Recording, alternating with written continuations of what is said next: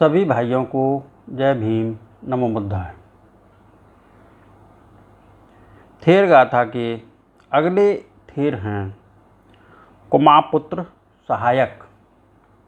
अवंती के वेलकंठ नगर के एक धनी परिवार में जन्म। नाम सुदत्त था, लेकिन कुमापुत्र का मित्र होने के कारण उसी नाम से विख्यात हुए।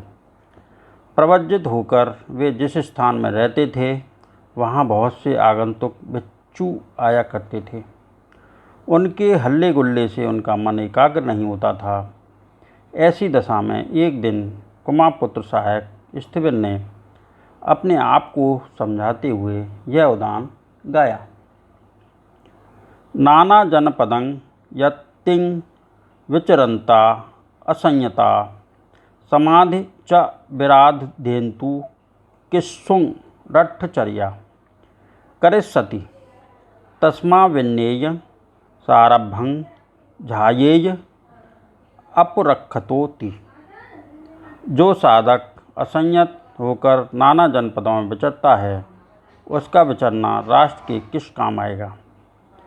चूँकि यह चित्त की एकाग्रता से वंचित हो जाएगा, अतः उसे अनुशासित होकर दृढ़तापूर्वक स्वयं को ध्यान में लगाए रखना चाहिए। अगले थेर हैं गवमपति। यश के साथ ही अरहंत पद पाने के बाद साकेत में जाकर अन्य बिच्छुओं के साथ अंजन वन में रहते थे।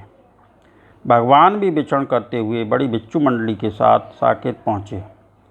विहार में जगह कम होने के कारण कुछ बिच्छू सरजू नदी के तट पर रहने लगे। रात को नदी में बाढ़ आई। बिच्छुओं की चिल्लाहट को सुनकर गवमपति ने अपने रिद्धि बल से नदी की धारा को रोक दिया। बाद में उस घटना को लक्ष्य कर गवमपति की प्रशंसा करते हुए भगवान ने यह उदान निस्सृत किया। यो इद्धिया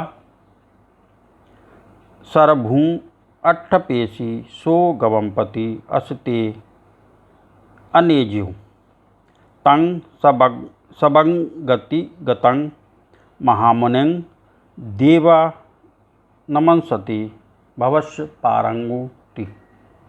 जिसने अपने रिद्धि बल से सरयू की धारा को रोका है वह गवमपति आसक्ति रहित, चंचलता रहित है। ऐसे सर्वसंघादिगत महामुनि को देवता भी नमस्कार करती हैं, क्योंकि वह भवसागर को पार कर चुका हूँ। अगले थेर हैं तिष्य। भगवान के चचेरे भाई प्रव्रजित होने पर अभिमान के साथ रहते थे। एक दिन भगवान ने उन्हें उपदेश दिया। संवेग पाकर तिष्य उद्योग करने लगे और अरहंत पद को प्राप्त हुए। उसके बाद भगवान के शब्दों में ही तिष्य स्थिविर ने यह उदान प्रकट किया। सत्या विय ओमठ्ठो ढह्य मानोव मत्थके काम राग पहानाय सतो भिक्खु परिवज्जेति। जैसे कोई सिर में लगी आग की तरह वह शस्त्र से शरीर आहत होने पर उस पीड़ा को दूर करने का प्रयास करता है, उसी प्रकार स्मृतिमान प्रव्रजित बिच्छू कामराग का प्रहार करें। अगले थेर हैं बड्डमान। वैशाली के लिच्छवी राजकुमार प्रव्रजित होकर अनुद्योगी रहते थे। बाद में भगवान के उपदेश से संवेग पाकर परम पद को प्राप्त हुए। उसके बाद बड्डमान स्थिविर ने भगवान के शब्दों में ही यह उदान प्रकट किया।